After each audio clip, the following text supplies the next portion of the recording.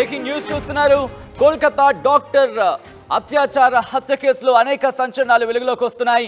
ఇప్పుడు ఆర్టీవీ ముందు సంచలనమైన exclusive footage ని ఉంచబోతోంది. ముఖ్యంగా కేసులో కీలకంగా మారబోతుంది ఆ ఫుటేజ్. ఏంటి ఆ ఫుటేజ్?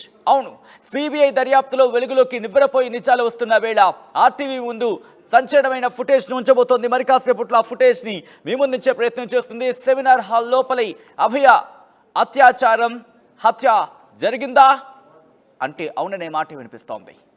అభయను చిత్రహింసలు పెట్టాడు నిందితుడు సంజయ్ రాయ్ అనే చర్చ జరుగుతుంది. ఈ ఘటనపై అనేక అనుమానాలు వ్యక్తం చేస్తోంది సిబిఐ.